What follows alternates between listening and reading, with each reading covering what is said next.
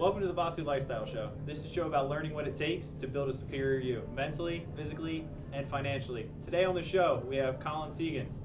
Colin Segan was in the mortgage industry up until 2021, where he was a top producer.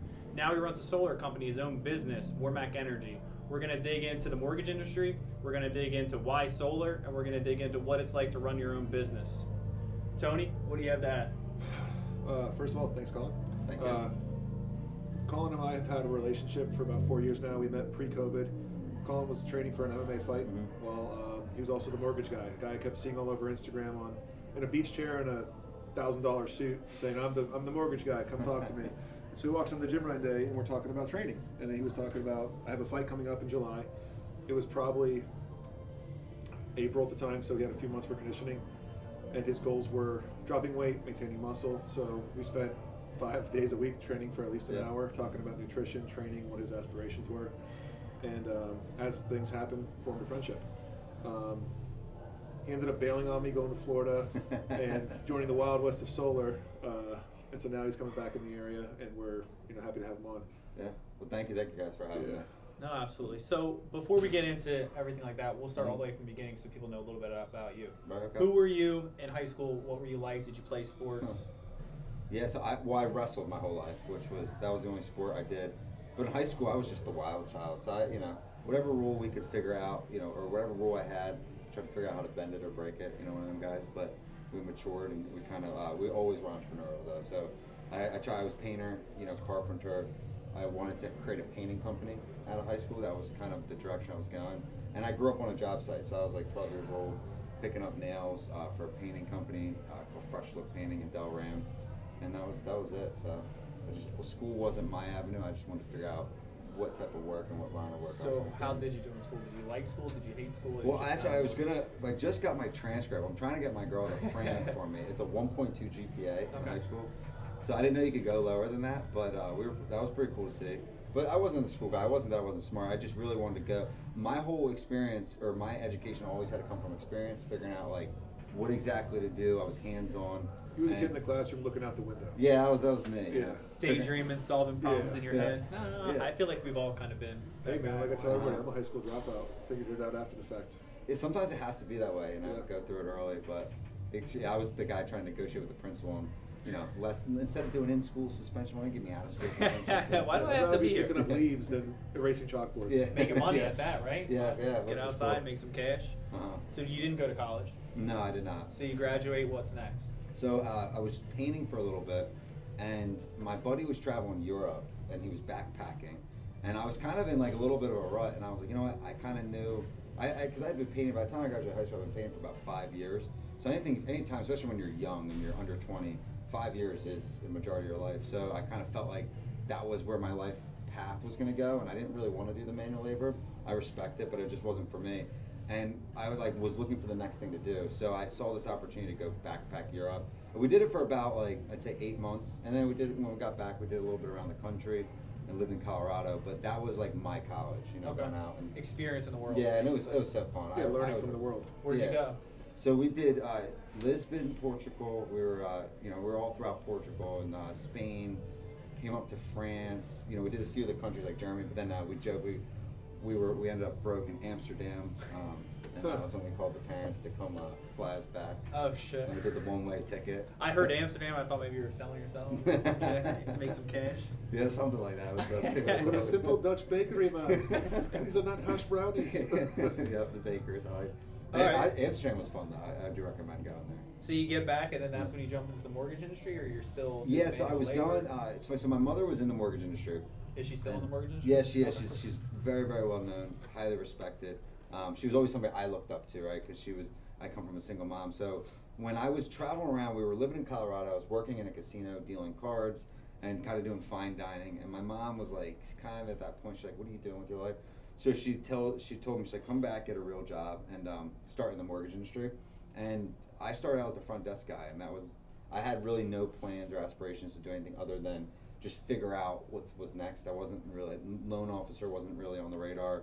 But over time, I started kind of liking, because I grew up on a job site, so I was blue collar. Yep. And then this was corporate America, white collared, where fancy clothes. And I would see the guys in suits come through, And as like when I was a kid, as a businessman, I always envisioned what is a businessman? The guy that like sits at the boardroom and like a bad man. yeah, right, Yeah. exactly. So that's why I wanted to be a loan officer. Like, oh, they wear suits and drive nice cars. It's almost like you're in awe when they walk by because Yeah. that's what I want. Is it attainable? Yeah.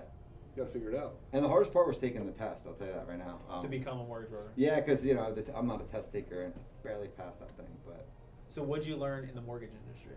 I could definitely building a network, which is I think the most valuable probably thing you can do because it's not really what you know to the whole cliche saying, but also being able to connect dots because like so people may know a lot of like there might be somebody that knows a ton of people, but if I can't connect person A to person B and elevate person A's life as well, like that was kind of what I learned in mortgages, which served me very well. How long were you in the industry?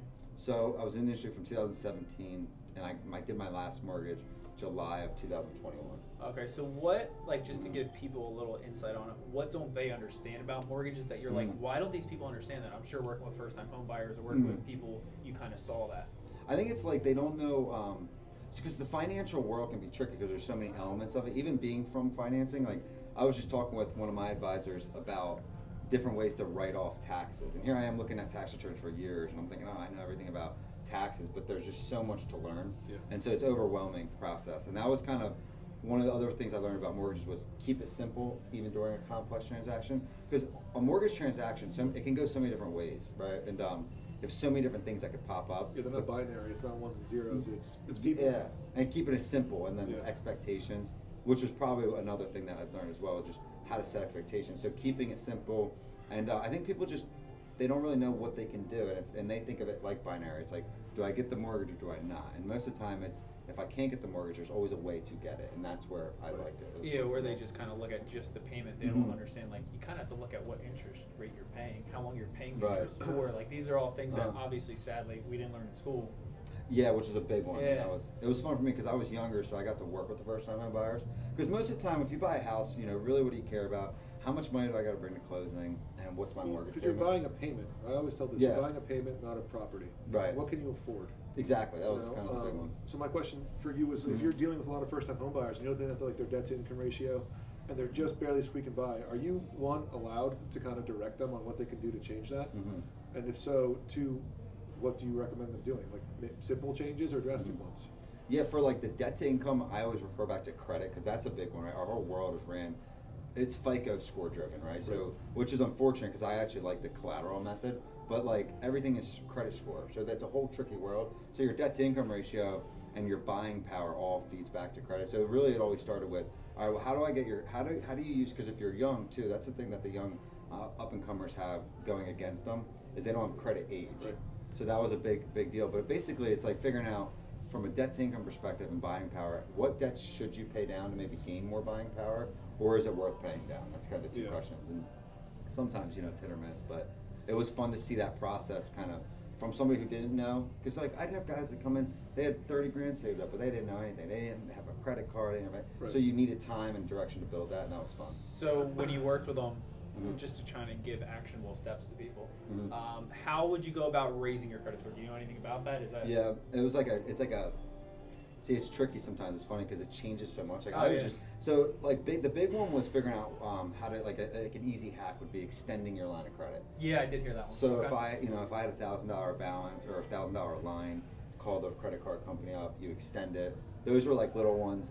Also, When you say trying extend it, you mean, hey, So- can I get an extra 1,000? yeah, can I get Because extra? then Yeah, your so available double and credit triple. is And- more available than what you actually have spent out. Right. Okay. And then also there was ways like if you actually used it. So like some people have cards that aren't used.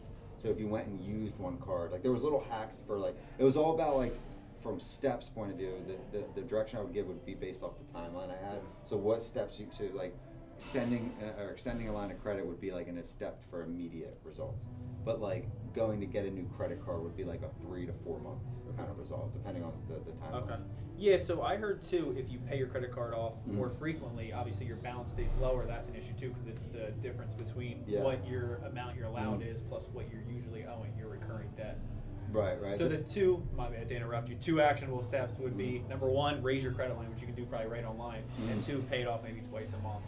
Yeah, because the bank. Well, the other like rule of thumb I always follow is the banks want to make money off you. So when you're borrowing money, you like my whole rule of thumb with financing, I guess to simplify, was like I want to avoid taxes and beat the bank, right? I like everybody, but when I'm borrowing money and I need the bank, I'll play by their rules. Yep. So how do they make the most money off me?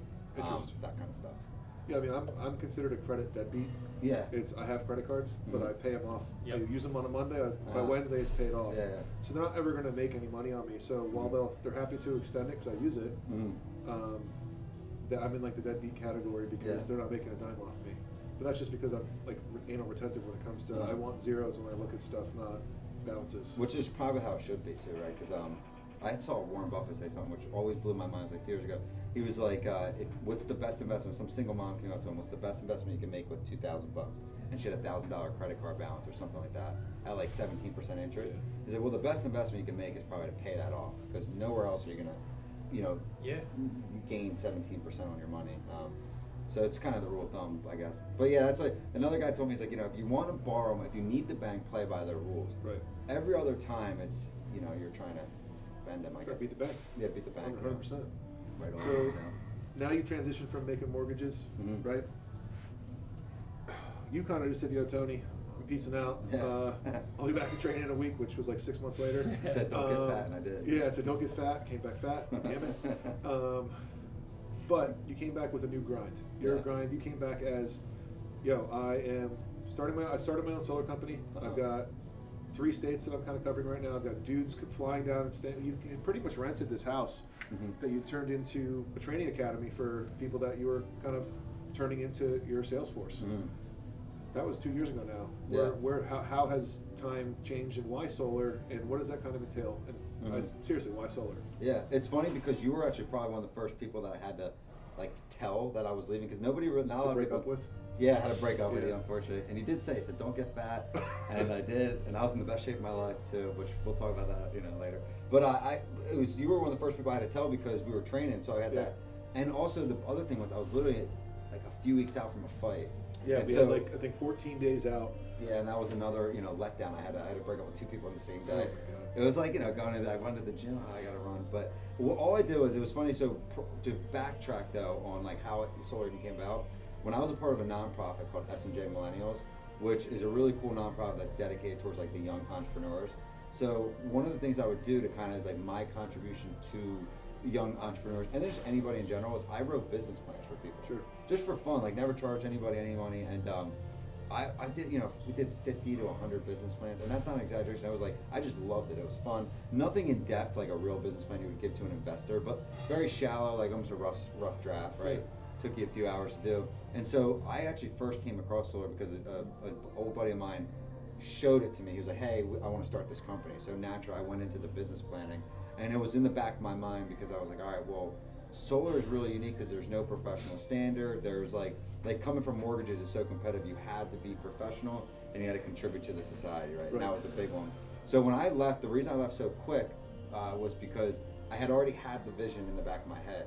And so once it was a matter of once I said, okay, I'm going for it, it was pack your bags and leave. And we just took a one-way ticket to Florida, and that was inaction is the death of all good ideas. Right, and it was literally and it happened very quickly. It was crazy too because this whole thing came about a joke. So I was going through a breakup at the time. I had to get rid of a dog because I had to rehome because I couldn't watch this dog, and I was burnt out from mortgages because I had all my realtors. They were just going crazy. Yeah, it was 2021, 2021. It was going to 5 real estate offices a day, having seminars for the realtors so they could possibly refer you for mortgages. You were busy. It was such a grind. And honestly, one thing about mortgages that's tough is you have to pander to realtors. And I love all realtors out there, but you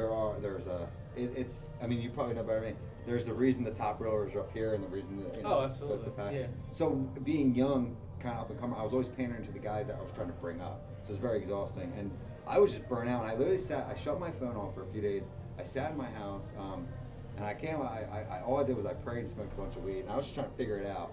And that was it. I was literally so and then solar came back because I remember I looked up this business plan. And it was one thing after another just kept going, and that's why I made the leap of faith because I was like, all right, all you got to do is bring prospecting techniques from other industries like real estate and mortgages, bring them into solar and scale a business that way, and your first at bat, and it's going to increase prominence factor. So that was it. And I was like, God, let's run with this and explain prominence for everybody. Respectable, right? People respect realtors. They respect a mortgage loan officer. Like these are industries that Just are like people that are in the community that you know that's something you can go to to fix a need. Yes, and solar. The cool thing about solar for me was it's a dire need almost, right? Because you look what's going on in Europe right now with the gas pricing and all that. Like energy efficiency and how we use and consume energy is very untaught. It's very untapped as far as education.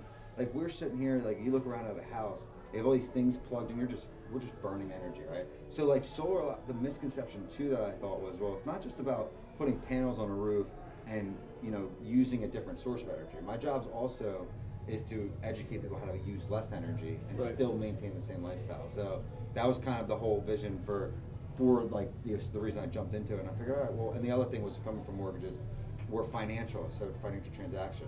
So like, yes, it's a green, initiative and all that, but we've done a lot of deals so far. I probably have one person say to me, I'm solely doing this for the environment. Everybody says the same thing. Well, what am I saving? Right. So the financial element of it. Oh, that's everything. Yeah. And there's money so much, makes the world go round. Well, take it to there's so much incentives, right? So the shiny object. A lot of these guys were pitching tax credits. They didn't know what a tax credit was. So there was all these things, but I hope I didn't go in a circle there. But I just literally jumped ship because I was like, all right, if we just do a few things better, it will make this whole industry, and it needs. Well, you're not reinventing the wheel. You're just educating, promoting, and staying in your lane.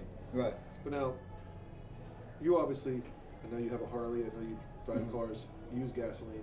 Right. You're not saying solar is the end all be all. It's just a huge aid to what we kind of go through right now. Yeah. Like as far as usage. There's a reason it's transition too, right? Because if everybody went solar today, we'd actually backfeed the grid. We'd shut the whole thing off. Like if you look at what happened with Singapore, they transitioned too quick. There needs to be, so if you look at, and that was the thing I got fascinated with. So if you go back and pull back the macroeconomics of it, the industry needs to transition because it touches 80 different jobs, right? Like one solar transaction can feed 80 different jobs, both public and private sector. So you kind of want this to be a slow burn, right? So you don't really like we don't want everybody to go solar tomorrow. That's like going to electric cars. You can't just all switch to electric cars. Can't. Yeah. Plus you need fossil fuels to produce the panels and produce a lot of this thing, the installation, all that kind of stuff. So there's still going to be a usage for fossil fuels. It's not like shutting off the pump. It's just saying it's less of a demand. Yeah, and it's like and that's the political part where everybody says, well, what do you do with are fossil fuels bad? I mean, who knows? And I'm also very careful about like the environmental side of solar panels. Like I try to be like as transparent as possible. Like we don't pitch like the environmental friendly aspect of it as much because what you just said, like there is some studies that could indicate, well, you know what, maybe you're like lithium. It's polarizing. Batteries. Yeah, very. So it's just it's a financial transaction, and also it's not. That's why I go back to lifestyle. Our job is also to educate people how to use less energy with the same lifestyle. So being more energy efficient. So like unplugging the toaster. Unplugging the toaster, the TV. We call them. Dig a hole in the ground, store your food, subterranean, that kind of stuff, right? Use an outhouse now. How long do solar panels last now? Is there like a? Oh, they should outlast all of us. So there's like 50-year, 75-year test. Okay. The degradation rates on these things are pretty cool too. Like they really don't. It's not like there's an efficiency drop off year after year. The technology. One thing we know is like per square foot, there's a cap to how many photovoltaic rays you can generate based off the sun. So there's the technologies there. I think what's going to happen with solar panels is the efficiency or the aesthetics will increase. Yeah, because that needs to change. Like looking like roofing tiles. Yeah, I won't put them on my roof right now because it's just a big they'll end up replacing roofing tiles for the most part. Yeah, something like that. There's some them. like Tesla has those out there. Yeah, the shingles are like in a beta testing phase. Yeah. So the shingles are interesting because they're not yet there, which that will be the next one. But like it depends, like too. I guess the aesthetics is one of those ones. Exactly, yeah, it's a big deal. But it's not like I always refer to it. This is my thing with the aesthetics, or that's my rebuttal. Yeah. Is like if you look at roofs and you see like those random vents that stick out of the air or stick out of the roof and it's randomly placed, or like a chimney, it's normal to the eye. So if you go to California and you drive through the streets, you're like everybody else. It's normal to the eye. Yeah. Okay. So once the market penetration increases, the aesthetic thing kind of goes. So away. once adaptation climbs, it's just like it's normal to see it. Yeah. How long have they really been around? I know. For a while. Like so, in the '70s, we put them on the White House. Oh, Carter did. Yeah. Solar panels have been around, and that's a joke I have like internally with our team is like, we're just decided to do it now. There's a few probably political and economic reasons, but solar, they've known about this for a very long time. It's just finally becoming like a tax incentive sort of thing, because isn't it kind of incentivized right now? Yeah, and there's like, if you look, I guess, like geopolitical, you could say, okay, well, they're weaning off the petrodollar. There's renegotiation terms with countries like the Middle East and how strong the petrodollar really became. So there's a few reasons why it's now. Also, infrastructure is a big one. That's usually always a major factor, and our infrastructure is definitely pretty far behind. Well, the durable as hell too. I saw you launch a golf ball through one of your videos. Yeah, they're pretty cool. We were whacking the ball. All right, so instead of digging too deep into solar, why start your own business? So you fly down to Florida, you do the training. How does that work, or you start? Yeah, your I was business with first? so I had a business partner who I was helping out, and we just had a vision difference. So it was just one of those things where I was like, you know what, I had a clear vision where it's simple as what like Tony said. I wasn't trying to reinvent the wheel. I was literally trying to bring proven prospecting techniques into solar. And the big thing with solar is that drives me nuts, and I have a grudge against the industry for is it's all these former door knockers that turn into managers. And like, not for nothing, like I respect the hustle. I won't knock the hustle, no pun intended. And I've door knocked when I was 19, but like I believe that the door knocking element of it shouldn't be. It's not the way of the world. If like, I don't know if anybody's ever knocked on your door. I don't like, answer if they don't tell you that much. I got a ring now, so I ain't Yeah. gonna have to worry about it Well, now. my first instinct is like, who the heck's there? I Why don't did know they who's text at You me? my think door. it's the Jehovah Witnesses from back when you were Well, they're 6 worse. and had The to solar hide? people are worse than that now. I mean, if I don't know you, I'm probably not answering the door. Right. It's just. And like the other thing with the professional stealing, I always talk about with people is like, there's only so like if you're knocking on doors for 20 years, and I don't mean to be hateful or anything, like that, but there's a reason you're knocking at doors for 20 years. You didn't build out a network. And what's the most valuable thing? Is building out real relationships, because nothing's better than like, you know, going around. Like if I could choose to like do my business, I want to do business with people I know, that I trust. If somebody says to me, hey, you know, I want to get into strength and conditioning, I know, I'm like, yeah, you're going to Tony. Not only am I saying you're going to Tony, I'm going to sell Tony for him, because that's the real bit, and that's what people do. Because you were a product of what we did. I did it. I know exactly what we went through. I know how hard ass you can be when we're working out. Don't ever try to take a break when you're working out with you. But but that's the way of the world, and so people trust it. And the thing with solar is, and this is why I think it's so important for the industry of solar, people don't know it's a transitioning industry. So the information today is going to change. So like people don't know, and there is clouded mystery. So that word of mouth is even stronger when they say, look, this guy Colin, he actually knows what we're going to deal with now, knows tax credits. So I think that, the whole thing was. And you're only selling them on today. You're not selling them on what's going to happen in 2 years or what's going to happen tomorrow. Once you sign, they could change fucking rules. Stuff changes. Yeah, and like that's the big one where we always tell people we manage the systems as well. Right. This other problem with solar is it's so transactional because there's so low market penetration. So it's a very high ticket sales item. Like people don't realize like, how much money is in solar sales particularly, which again, it's a dangerous funnel, because I'll never stunt anybody's earning capacity. But when you have low professional standards and you have a lot of turn and burn, low market penetration, so it's transactional, it creates a steep slope there. So like somebody just gets you to sign, boom, I'm out of the equation. You never hear about the sales guy again. When I was in mortgages, we were always taught like, if you don't keep the relationship, like the relationship started after the papers were signed. Yep. That was when I asked you for the 5-star review. That's when we added each other on Facebook. Because if I didn't keep that relationship, my business would never be successful. It always comes to word of mouth. You know? Yeah, it's also your name. The reputation, everything. You know. You only get unless you change it, you only get one name. You only get one reputation. Yeah, and you're known as transactional. It's quality over quantity when it comes to that. Yeah. Better peace of mind too. You know. Yeah, you gotta put your head on the pillow. It sounds corny, but it's true. You gotta be able to sleep. And that will stress you out. Not screwing people over is probably a good way to sleep. That's probably highly recommended. So now you're in solar. You're grinding. You were in Florida. Now you're. So now I'm in South Carolina. But you have hubs in Jersey, Florida, South Carolina, and you struck it on your own. It's called Warmac Energy. Now I know there's a longer story to Warmac. Like it's something that came from when you were younger. Right. And I kind of want people to know that you have had this name for this company, or this mantra for a company in mind for a very long time. You just didn't know what it was going to be used for. Yeah. Do you want to tell that story? Yeah, it's a cool one. It fell in my lap too, because so what happened, the original name of Warmac, I was always fascinated with Nikola Tesla and Thomas Edison, like that story. And then on top of it, I was also fascinated with the rise of Apple. So Nikola Tesla and Edison story, if you were to boil that down in one word, it's really greed.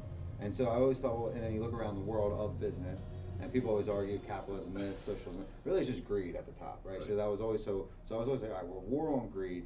Like that was kind of like a thought I had. And then the Apple story plays into part because the Mac in war. So it's war on greed. And I was like, oh, I can't name a company War Company. So that's like War Mac put together. And the whole point of so that was like the name I thought of. But when I started the LLC back in 2014, I had just graduated.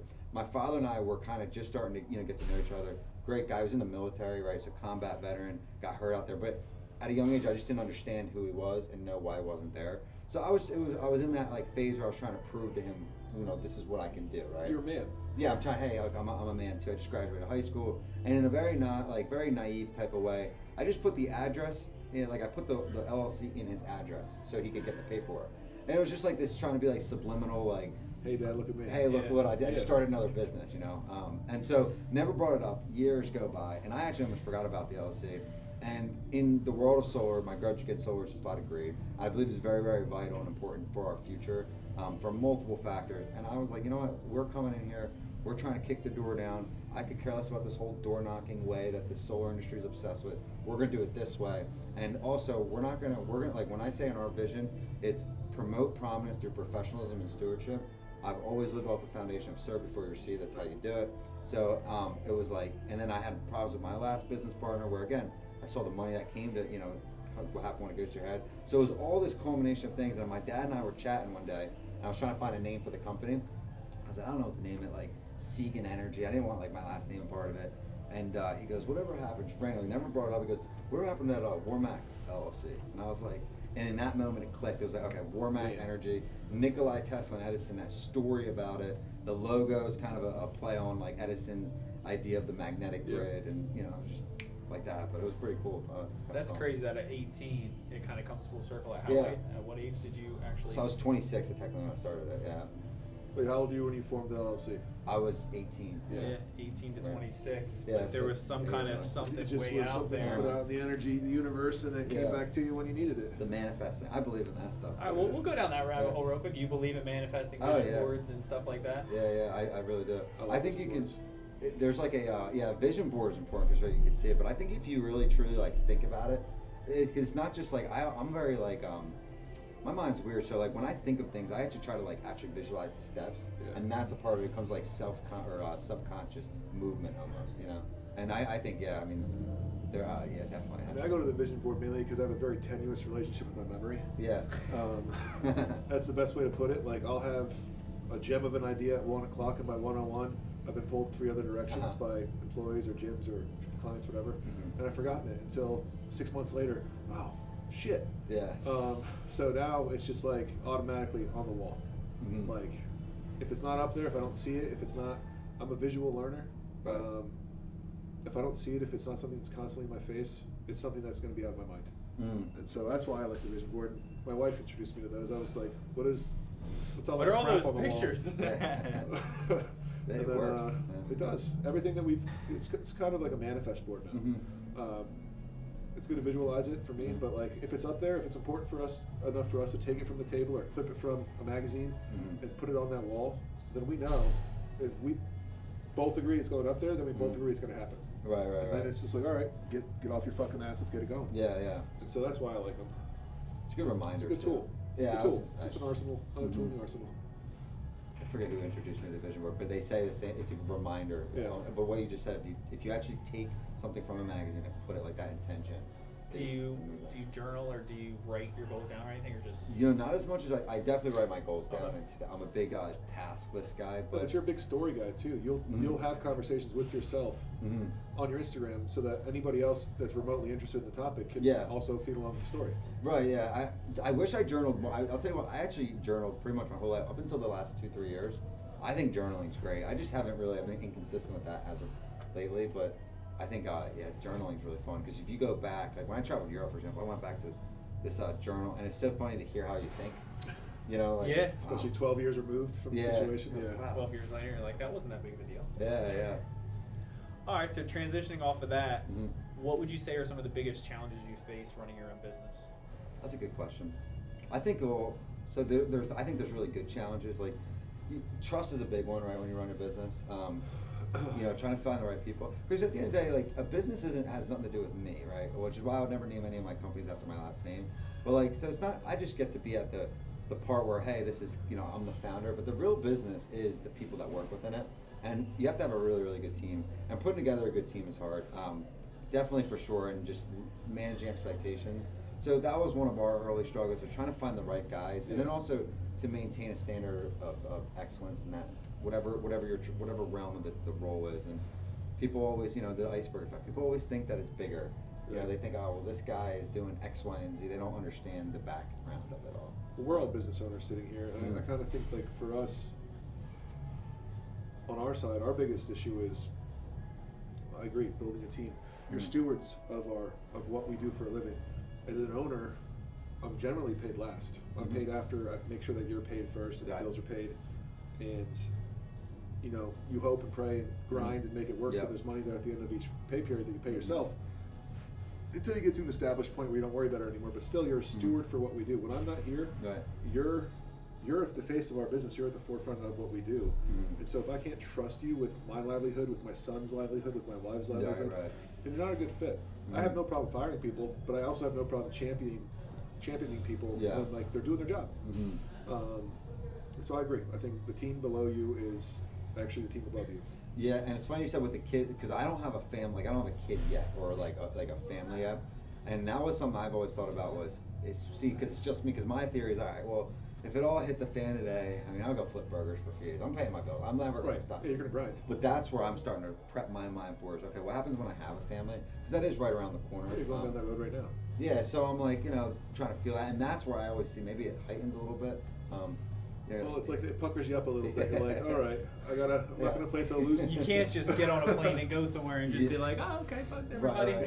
No, trust me, I'm feeling that same thing. I'm like, oh shit. Yeah, there's no putting it on like back burner. It's always at the forefront of your mind, even if you're on a family vacation or out with your wife. It's always like, if the phone rings and it's the business, you're answering the phone. Right. If it rings and it's somebody that you know, you're letting that one go to voicemail. But if it's business, business allows us to go to dinner. What we do allows us to go on vacation. Yeah. And so I'm answering the phone. It's just, otherwise it's phone down, don't get in trouble. It makes it, that balance is another one for me, like as I'm kind of learning, you know, this is my first like ever business that I've grown into, and it grew fast but balanced. Like we were talking about, I think before the pod started, you know, it's like if one facet of your life is down, you know, you lose it all. So like staying active or fit, right, like stuff like that. When not to turn the phone on and off, that kind of thing. You've got to prioritize yourself in there too, and that's kind of the last thing you get to do. You're taking calls all day, or actually going out and being the person who's promising to steward these people's money in their home. You're in their homes. It's really personal, I think, what you do, because one, I don't like people in my house in general.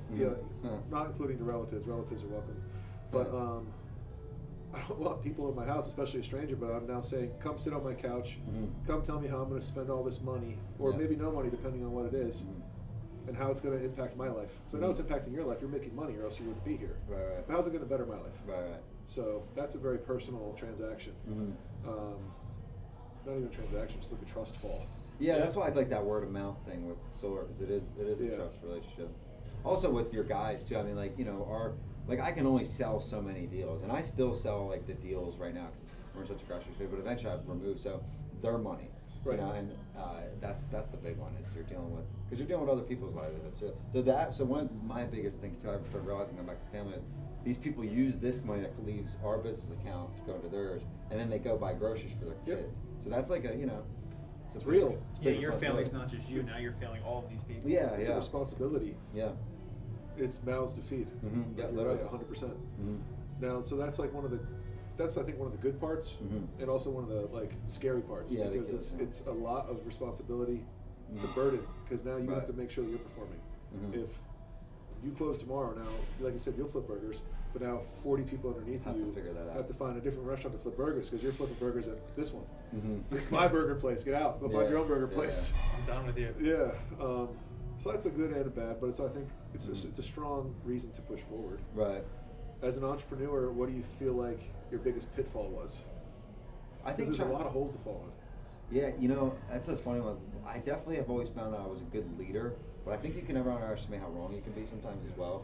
And so, like, as much as I always thought, you know, I'm a great leader, I didn't know how to lead in certain elements of business. And so, like, for example, delegating tasks, right? I'm like a perfectionist. I'm a guy, I want to get it done. I have a certain standard with my own self, and so letting people kind of figure it out. That was one of my, and it kind of goes back to that building of the team element of it, like the guys that actually I'm supposed to delegate tasks to run the business for. And we got lucky. Like I got a bunch of great guys, but that was a pitfall in the very beginning. How'd you find your people? I think it just all kind of came together. We actually had so the original 3 guys that I actually started that kind of helped me run everything, we actually cleaned house. we weren't going in the right direction, and so we cleaned house. And then as I was cleaning house, I was getting ready. What I did was I tried to restructure the business so we wanted to go smaller. We grew so quick. So we had like 70 guys at one point. And for a startup business, like, look, I'm all about growing the business. We have lofty dreams to be a huge company, but I wanted to. I wanted to hear.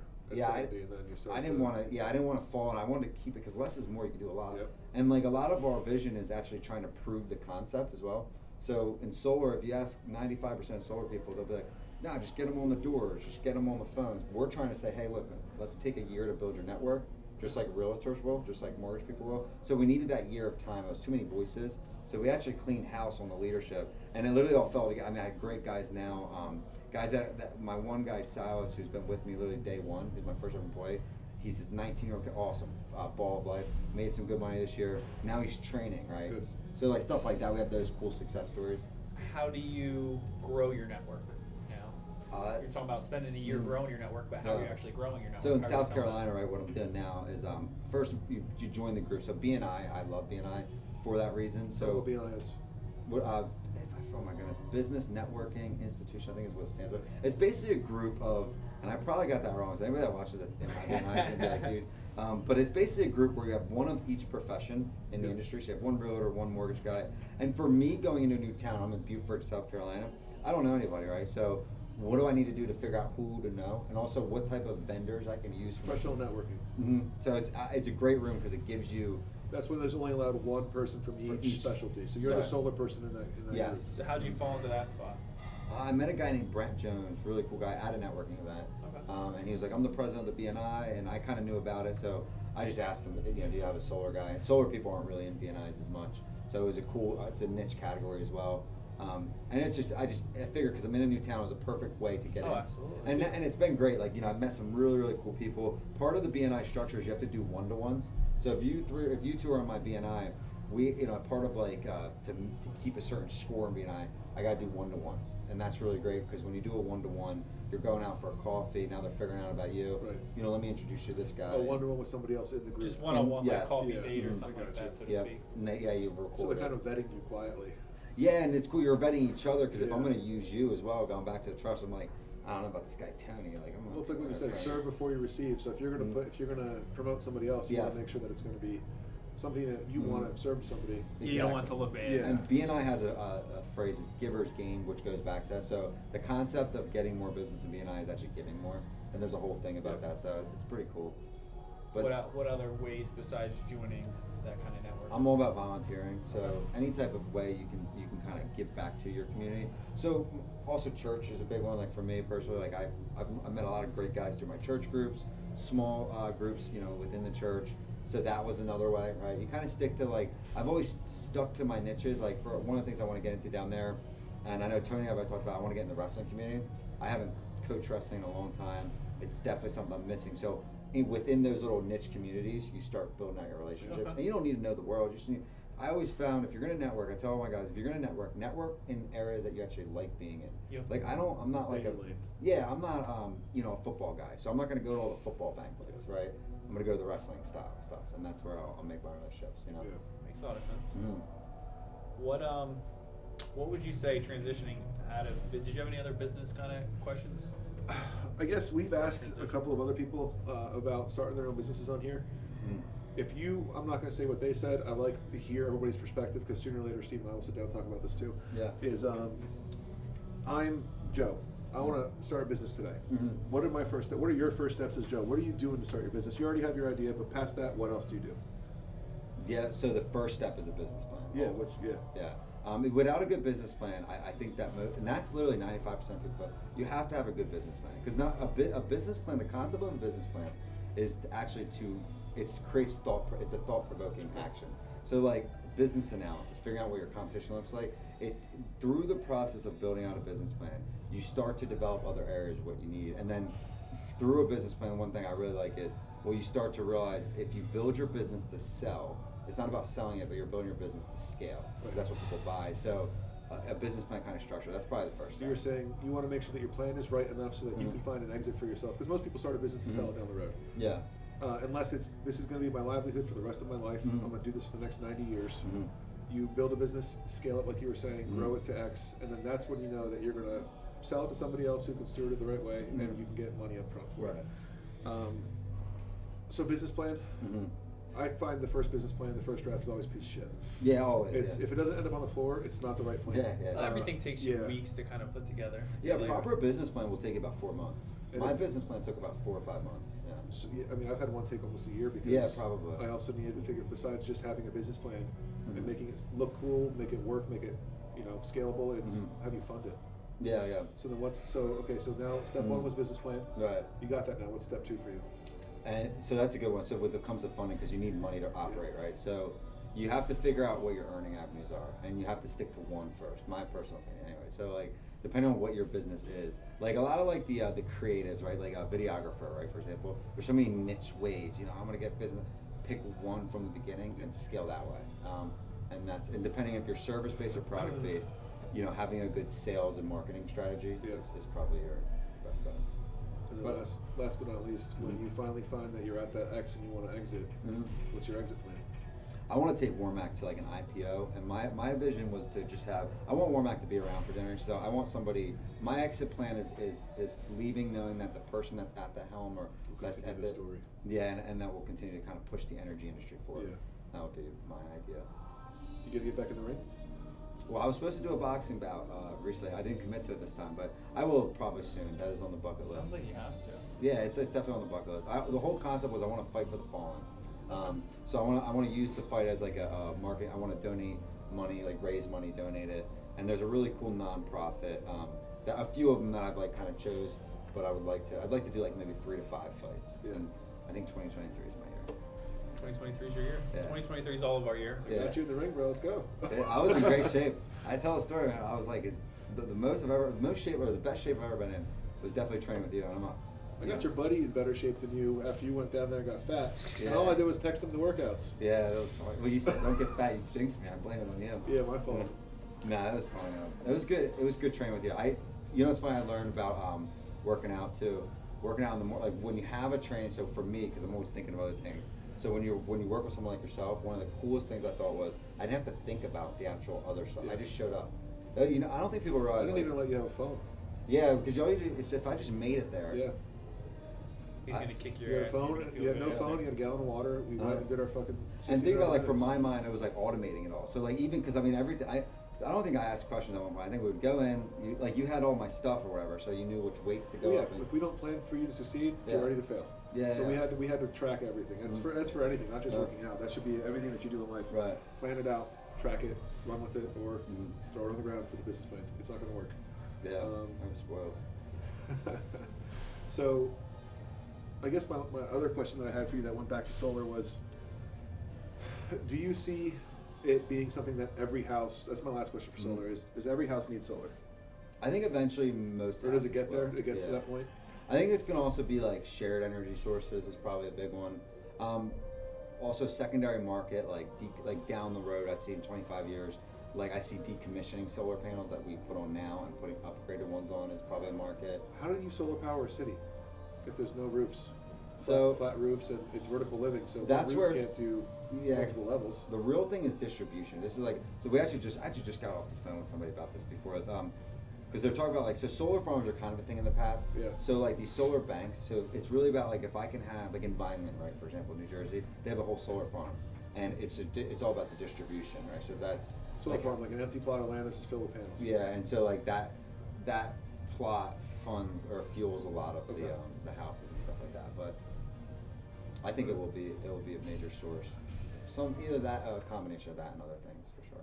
Another thing that we talked about a lot during training was Bitcoin mining and Yeah. Bitcoin, and Uh-huh. I'd like for you to kind of tell us what your opinion on crypto is, because it's still something that's fascinating to us. I liked it. I didn't know that it was going to tank, and when I was starting my business, I'm one of those weird cases where I got in like real early, and then I didn't know I Paid could. me in Bitcoin once. What'd you say? You paid for trading in Bitcoin at one Yeah, point in time. I didn't know that. Or Ethereum, one of the two. Well, I'm not like an expert crypto guy. I just I remember my buddy who was really funny about this. He was like, "You got to get into this Bitcoin stuff," And he was always a guy that I know why he was into Bitcoin.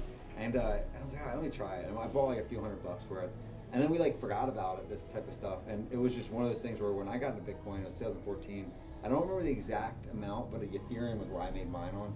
So I think my first Ethereum coin was like $5-6. Yeah. So when I like told you that, I was like, probably one of the Ethereum, so it just blew up, and then I actually needed to pull it to start the business because I was my bank account was getting real low at one point That's last what year. happens. Funding your own, Yeah. growth. So I didn't know. I pulled it, and I got lucky that it ended up because it went down. But I think Bitcoin long term, it should stay around. I have no real knowledge of like where it's gonna go. I've heard Didn't conflicting. you get into mining at one point in time? Yeah, I technically still have like a part of a mining thing, but it's like it's out of sight, out of mind right now. That's how I've always did it. Anything I don't know truly, I rely on like the sources of like what we, or Whoever. Does that play into energy somehow, or you're not really? You can't really dig into I that? actually did a project this year. It was 400 Bitcoin mining machines. It was a commercial job. The biggest job we ever did this year. It was like a 2 megawatt system, and it was just a warehouse of all mining machines. So to my knowledge of them things, those mining machines, they take a lot of energy to do. That was the only thing I knew about that. And their heat too. The other thing was, so when those like warehouse, we went to it, you have to like, what you have to do for the heat ventilation, like that could get real dangerous real quick if you don't have it, because those things heat Has to be up. ventilated really, It's really cool well. too, right? Fans and Yeah, cooling and the systems, fans, everything. It was really fascinating to see that. Actually. Sorry, I was like a little dive off of the conversation. But Yeah, I meant to ask you before, and I just completely forgot. Yeah. And it seems more like the problems in the crypto industry is more the people instead of like Bitcoin or like stuff like that. It seems like people, what'd you say before, everybody gets fucking greedy. So Yeah. some of these companies just kept fucking making money that wasn't real, recycling it. Some of the things, when you listen to it, it's just insane how greedy some of these fuckers are. Right. I think there's a battle with the government. So like a guy that I trust with this type of stuff, he explained it like this. It's like if the government comes in and regulates Bitcoin, it defeats the whole purpose. And then from there you can make your opinion on where you think it would go. And so the real question is more or less, and I know there's a battle, like a power structure. They're trying to hold it. And I actually just found out the other day, which I didn't know this, I thought it was completely anonymous, but you can actually look up somebody's Bitcoin wallet and see their... Oh yeah, you can see their holdings. I had no idea, like... Yeah, you don't know who owns the wallet, but you can find out is. the wallet. But yeah, which to me is, I mean, that's more public Well, I think 85% of the float is held by like 5 or 6 people. Yeah. It's something astronomically reversed that you would think. Right. You It would makes think sense. that all of the retail investors, the millions of people who probably got into it during COVID or today or yesterday, would outpace that top 5%. But it's just. Speaking of the retail investors, one of the things I got into this year was GameStop. I actually didn't sell though on accident. I was out of it. So like Like at the one- Reddit GameStop stuff. Yeah, at one point I was like, damn, because I put $1,000 into it, like right before Elon Musk said something about it, and Elon Musk said something, and it was like went up. So I was like, oh dude, I'm rich, and then like I forgot it, and I didn't know about the Robinhood thing because I wasn't really checked in, and then all of a sudden you're like, it like really shot. Wait down. a second. It's shooting down and I can't sell it. Yeah, I think I ended up losing, but it was fun to see, at one point what it was. Yeah, I mean, as long as your whole net worth isn't locked into it. Yeah, It is what it is. It's just play money. Yeah. 100% invested in GameStop. Oh shit. Transition away from there, away from just business. What do you think it takes? So our whole mantra is building superior you mentally, physically, financially. What does it take to build a superior you in your eyes? I think the body is like from a fitness. So like I could feel it now. I got injured. I was telling y'all I got injured a few weeks ago, and I gained 20 pounds in like probably like a good 2 months. And dude, I could see it in every element of like life, So then even like I was thinking about the other day because I'm constantly like seeking knowledge. So and I'm not a good reader. I'm like dyslexic. So I'm like, I just audiobook it, but I'm like, I need to like read more, so like the whole, I think what you do with the body first, the dieting, that's like the first step. And then I think everything else kind of falls in line. How does your body feel best eating wise? I think if I wake up early and get an early breakfast, like a high protein breakfast with after a workout, and then I wait until about 3 to get my next meal. And I think that was always what worked for me, because I kind of get into like. It's like some weird bullshit version of intermittent fasting. Yeah, You're eating in the kinda, morning, yeah. but you're staggering off the next feeding for 10 hours. Yeah. Like when we trained together, that was, because we trained so early, so, I would come and do the hard-boiled eggs, and I just wouldn't eat until... Yeah, thank you for that, by the way. Yeah. The hard-boiled eggs. Oh, this is disgusting. Training somebody throwing up in a trash can? I do remember that, yeah. I don't like the smell of them in general. I can only imagine a throw smell. I've only thrown up once or twice in my life working out, and I think one of them was video. Yeah, on the turf outside, if I recall. Yeah, it was. So body first, and then what about, we have mind and financials. Yeah, I think I was kind of doing the body with the mind because I feel like it's all one. It's but connected for you. Okay, yeah, it's body and mind with taking care of yourself. yeah, and I think the money thing is like I always found that like if you give more to the world, you get. So same thing with money. Like figure out a way to give money, and it sounds weird, but like I don't know. So the money part for me was never. I mean, being a philanthropist has been around forever. Yeah, I think like the money part's definitely important. I've learned to like try to. It's been funny. The more I've ever made, the less I like kind of care about it. I've heard that theme. So money's an interesting one. If you need it, it's a tool. So I guess that's it's a tool. The perspective of money. I think part of it too is trying to find in the beginning the balance of not spending too much, because then you get stuck on that rat wheel where like if you were so far in debt, you wouldn't be able to go off and start your own business because you wouldn't have had to make payroll or pay whatever your bills. So like I think a big thing for like young people would be don't go into debt on cars and all this other shit, because then you don't have the ability to backpack through Europe. You don't have the ability to go fly out and start your own business. Like you're kind of fucked from the beginning. You're just stuck running and running and running.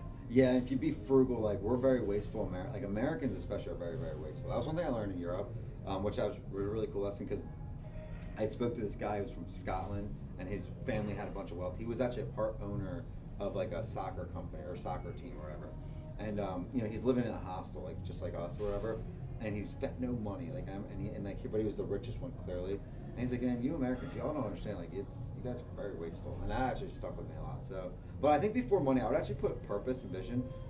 That would be because if you want to get money, it's like pissing in the wind almost, right? If you don't have kind of that vision, direction you're headed to. Well, I like that you said don't outspend your income, right? Yeah. Or else you're always, or maybe you just said that, you're always stuck on that wheel of chasing the money again because you just fucking spent it all on stupid shit. Like, normally after our bills are paid, I personally live off of like the 80-20 rule. I think I save 80% of that. 20% is what we use for fuck around or dinner, or I want to try that weird looking bottle of tequila. And that's what I'm going to spend that on. Yeah. But everything else, I store away because I'm not going to be this handsome forever. I'm going to have to rely on savings at one point. I have a family. I think you figure out. Sorry, Roger. Figure out how to make it and how to use it. Right. That's the big one. Yeah, it's also a tool. It's not real. It's just you're just trading it for shit. Basically. Yeah. Sadly, we've gotten so like obsessed with it. Yeah. I was just gonna say because in passing, I was at a cigar shop and this old dude who had like a really nice suit on, and I like was chatting with him one day. He goes, your problem, he's like, your biggest hurdle in life, like when we were talking about come up, he's like, is trying to detach your emotion from money. And he's like, once you do that, you'll figure it out. That was like how I kind of laid that on. It makes complete sense. Go ahead. If you remove the transactional purpose for money and stop fantasizing about shit that even if you want it, it's cool, but you don't need. Yeah. I don't have all the answers. I'm not hyper rich. But for me, it's just like, again, it's nice to know that bills are paid and we have an emergency fund, but we're not wasteful. We don't frivolously spend on stuff. It's just not having that stress of when I get paid on Friday, am I gonna make rent, make all these things? Now obviously everybody has struggles, like we've all been there at some point. But like you got to a point where it's like, all right, I need to save enough to where I never have that feeling. Because that's a shitty fucking feeling. Right. You don't know if you're gonna make your car payment, your rent payment, feed yourself all at the same time. Yeah, I mean, I've been poor and I've been not poor. I'm glad that I'm at the not poor version of my life right now. Yeah. But I've been poor. I've been to the point where, I don't know if I'm paying rent and I don't know if we're buying food for me and the baby or just the baby. Yeah. Like 18 years ago, it was a different life. It's a blessing to be where I'm at right now, but it's really just...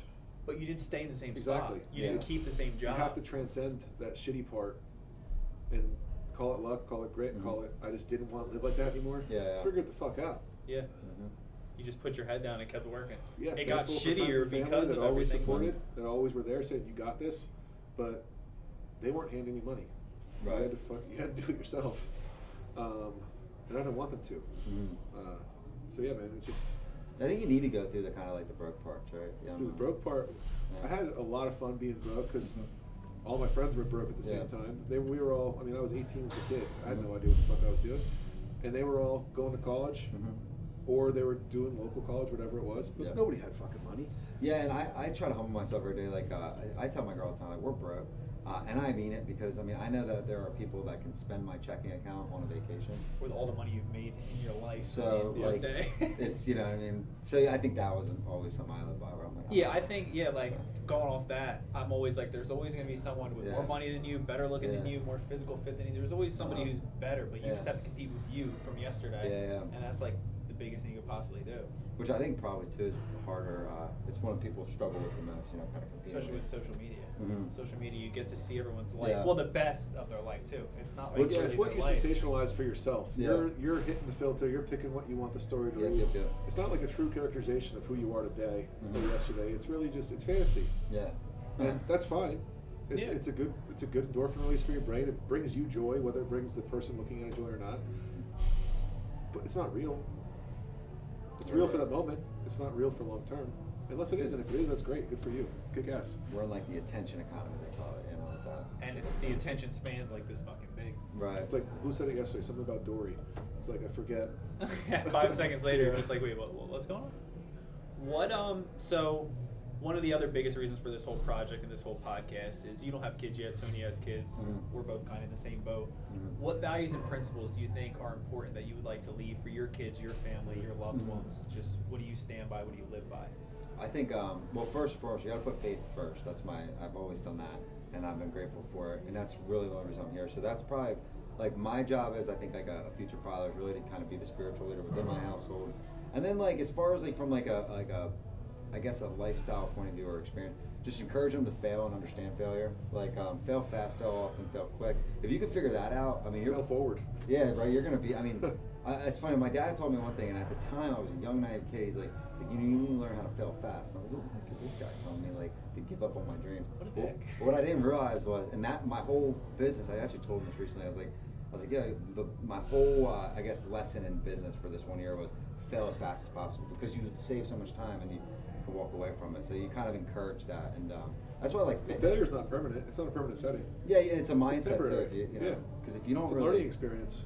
Right, like if you're failing and you're learning, you're really not failing, so there's that element of it too. Yeah, you're learning how to fail. Brick and mortar gym flopped. I sold it. Yeah. But it was still a fucking flop. I wasn't making money at it. Thankfully, I was able to sell it, and they were able to turn it around. Yeah. And I was able to learn from the person who I sold it to, who was more mature than me at the time, Right. what I did wrong, because I became their fucking employee. I trained out of a space that I started and put my money into. Thankfully, I got my money back out of it, and I had a job for a little while until I figured out what I wanted to do next, which was another gym somewhere else. But an accidental mentor, you know? It was just somebody who was doing it better than I was, because they'd already failed 10 years prior to me meeting them and had succeeded for the last 9. Right. So it was just somebody that not even knowingly took me under their wing, and I was just able to suck as much knowledge as I could, thinking like, oh, I can't wait to take all this and open up like 2 towns over, somewhere where it's not going to fucking matter to you. And then I did.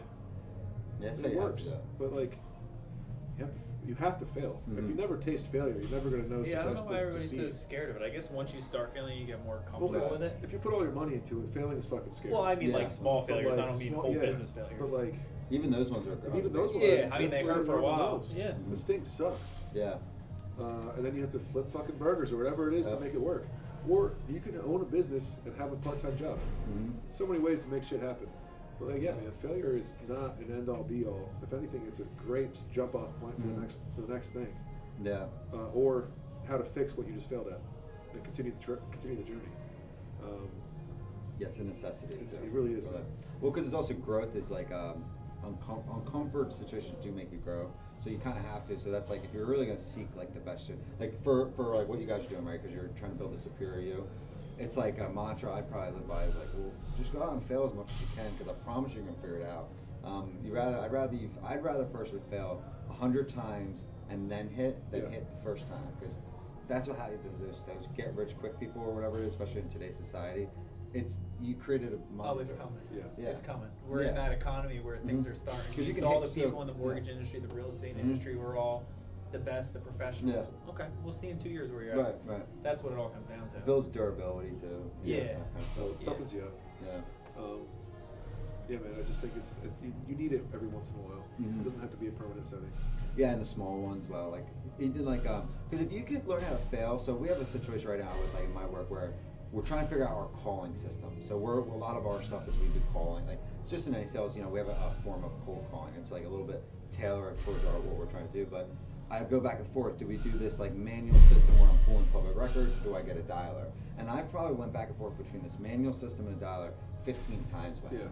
And somebody said to me one day, well, you got to make up your mind. I said, well, we just haven't figured it out yet. So I'm not afraid to go back on my word if it's going to push us forward in a way where, like, because people would say, oh, I don't want to go back on my word, let me fail. So I look at those like little micro failures, just like tweaks. There's also your name on the product. So right. if you don't like the way one thing operates and you have the ability to change it, that's your prerogative. It's your fucking business. Right.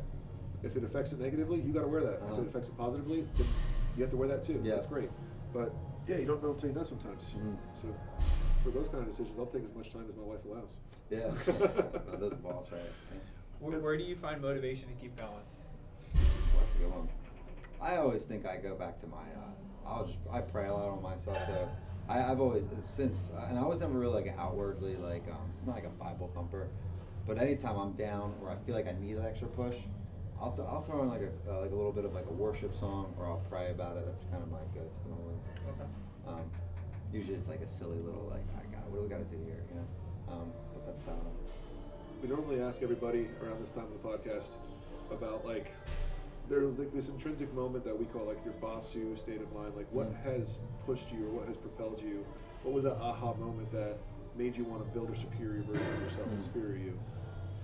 I think realizing like the longevity of things, because you want, like, if you work really hard to build something, you want it to stay around, right? So like a superior you kind of allows it to stay around, and your body is your temple. So like, I think the aha moment was realizing like that, actually going through struggle. So you realize, okay, shit, it took me a long time to get here.